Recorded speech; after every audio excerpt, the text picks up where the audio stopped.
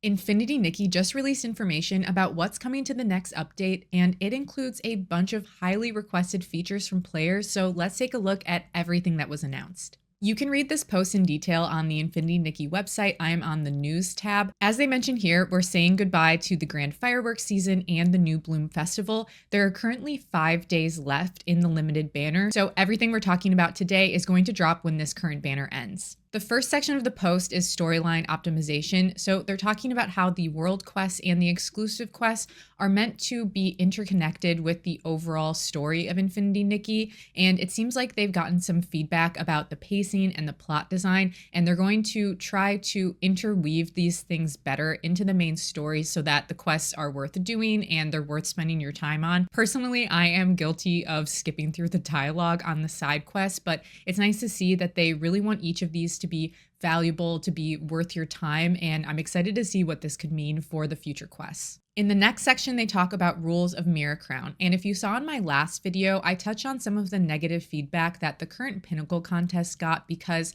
it seemed like the game is forcing you to pull on the current limited 5-star banners in order to get all of the rewards, and understandably, some players were upset about that. In this section, it seems like they're trying to calm any worries that they're going to continue to make the Mira Crown more and more difficult no matter how many outfits you've collected in the game.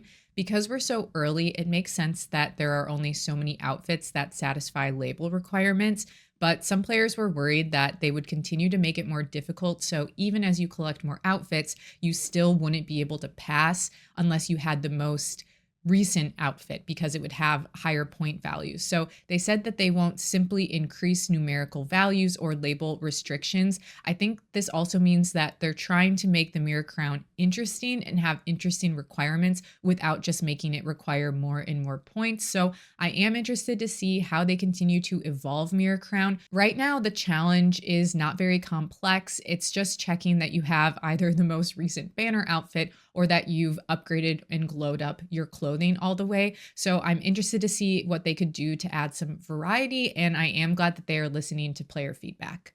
Next, they addressed an issue with the label design of Stardust Flare. What this is talking about is that as you got evolutions of Stardust Flare, it added new labels. And this isn't necessarily a problem because you do get to keep the earlier versions of the outfit. But I think what players were upset about is that other 5-star outfits don't work this way, and this really does give an advantage to Stardust Flare, and it wasn't clearly advertised. You actually have to go into the compendium to see what is happening here. So if we look at the preview of Stardust Flare, I don't have the outfit because I haven't pulled on this banner. It tells you what the stats are going to be for each of the evolutions, which are all the same, but it doesn't say anything about the labels changing. If you go into details, you can see that each of the pieces have the romance and ballroom labels. And the reason these labels matter is because, like I mentioned with Mira Crown, you need this outfit in order to get all stars in the Pinnacle contest. I don't think it's a great reason to pull on an outfit because you only get 30 diamonds for that last stage and it costs way more than 30 diamonds to pull for this outfit, but it is something that players might take into account when deciding to pull on an outfit. Someone shared this on Reddit that if you have the base outfit and you go into your compendium and look at the outfit evolutions, here's where you can see that the label changes. So this is the base color, sparkling spirit, and then if you have the blaze evolution unlocked, you get the fantasy label. Now, this is actually a really nice benefit of the outfit because it adds more labels, but players were upset that this wasn't advertised, that you didn't know up front that this outfit had this kind of advantage, and that other outfits don't have the same advantage, that other 5-star evolutions didn't give you more labels. So they say on the website that they are going to be more mindful in the design process to avoid similar problems. And they acknowledge that they failed to clearly explain that this was a mechanic that the outfit had. So they're going to have clear communication and promotion of the outfits to help everyone better understand every detail in the game. Again, I think the communication problem is probably the biggest issue with this. If people knew up front that the outfit had this ability, or if they applied this mechanic equally, I think players would have no problem with this. A very exciting thing that they're adding is that we are going to be able to track monster materials on the map. Currently, we cannot track anything that is dropped by the S-Lanes, and these are required to craft certain outfits, so you would have to know where you can find each of those different types of S-Lanes if you want to collect that material. If you look at the in-game map, you can track plants, animal collectibles, insects, and fish, but you can't track any Essling material. So I think this will be added as a tab on this page, and it's going to make collecting those drops a lot easier. Now on to what is, I think, the most exciting part of this update is that we are going to get more custom looks that you can save from your outfits. So we are raising from the 4 custom slots to 7 custom looks.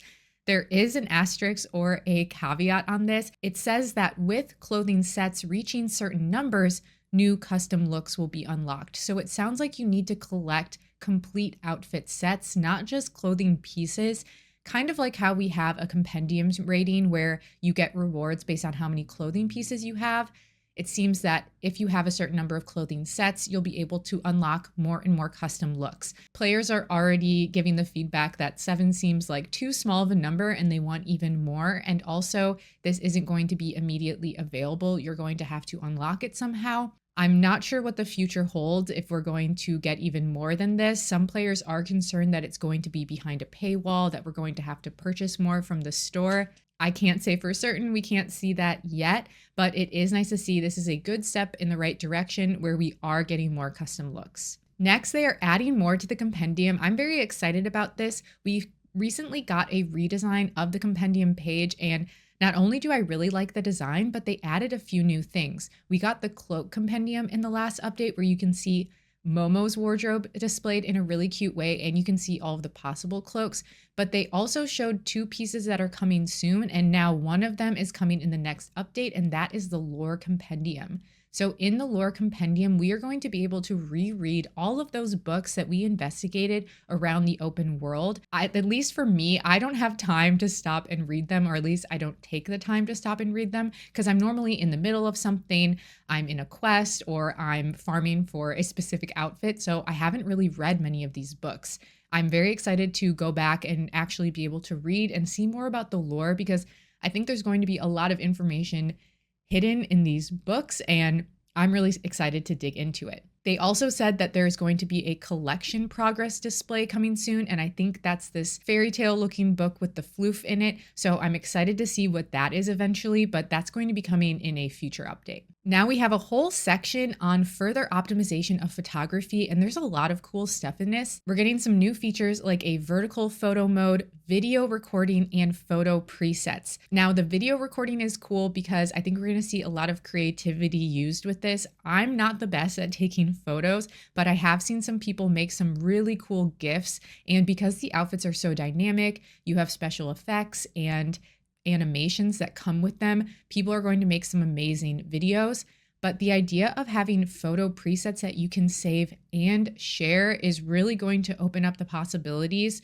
So I've watched some tutorials. There are some great tutorials out there about how to make your photos look even better by tweaking all the settings. Now, if you don't want to do this yourself, it looks like you will be able to get a shared photo preset from someone else who has taken the time to go in and tweak all of their settings. So I really like this idea. I cannot wait to see what people do with it. We're also going to have some pose enhancements like taking photos while riding the bike, changing outfits during photo shoots. I think that means we'll be able to switch between our different custom outfits and then enjoy a progress bar for outfit moves.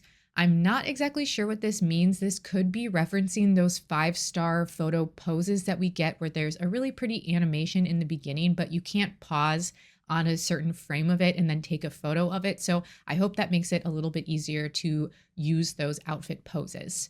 We're also getting the ability to hide interactive elements like bling and dew of inspiration. So if they're in your photo and they're cluttering up the background, you don't want them there, you're going to be able to hide them just like you can hide NPCs. We're also getting more poses like duo poses. That is really exciting. So maybe when you see a snapshot of someone in the world, you can do a duo pose and you can maybe manipulate that other person a little bit or have a pose that's interactive with other Nikkis in the world. Whimsical moves, I have no idea what that could be. Please let me know if you have any predictions for that. And then they're also doing something with the beloved Luminous Bloom prop move from the new Bloom Festival. When you view someone's photo prop, they do a really cute move with it. I don't have the prop myself, so I don't know how this works, but it seems like you'll be able to decouple the pose from the object itself and maybe just use it as a photo pose as long as you have this object, so you aren't tied to using it only in the water and only with this photo prop item.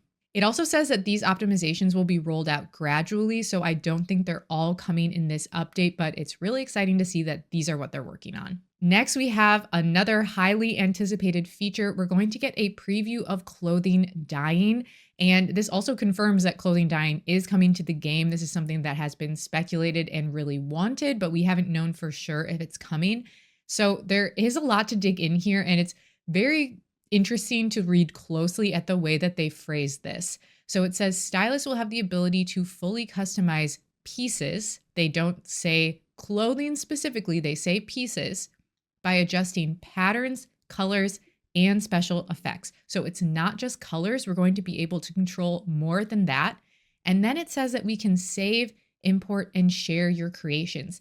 This reminds me of Animal Crossing with those custom codes that you can get from other creators. So if you are not super creative or artistic, but you want to use someone else's customized clothing, it seems like you're going to be able to do that. That is super exciting to see. It also says that they've divided each piece into multiple areas to provide flexibility, allowing dozens of customizable areas per piece. Dozens is a lot. So if you think about a top, maybe that means the collar, the body of the shirt, the sleeves, the cuffs, dozens of areas you'll be able to customize. That's going to lead to a lot of creativity, but it does say that because they have so many different materials in the game that they're working through some development challenges. That makes sense to me because with all of the fabrics, they're so highly detailed and the textures are so well done. It makes sense that it's going to take them a little bit of time to get this right. So we're not getting the clothing dyeing just yet though. It says that they're going to give us a fun mini game focused on dyeing that gives us a sneak peek, and it won't be clothing that will be dyeing. I do want to point out, they say this time it won't be clothing, which to me means that we are getting clothing eventually, but in this sneak peek, we're not dyeing clothing, we're dyeing something else. I predict that we're going to be dyeing Momo's cloaks, but let me know what you think it is. So at the end, they mentioned that we have more surveys coming, and I will say that if you have never filled out a survey and you have feedback for them, it seems like they really do read these surveys, and a lot of these features that we're reading about here, I know that other players have put these in their surveys. So definitely fill out your survey if you haven't done that before. Not only do you get some rewards, but it seems like they are really listening to us. The last thing I want to talk about, this wasn't in the blog post, but they have released some of the Infinity Nikki soundtracks on the music sharing platform. So Apple Music, Spotify, YouTube, and YouTube Music. So if you want to listen to Infinity Nikki music outside of the game, now you're able to do so. So that is everything that has been announced for the upcoming update. I am so excited for some of these features, especially some of the photo poses, the custom looks, and I really want to see what this dyeing feature is. So let me know what you are most excited about, and I will see you in the next video.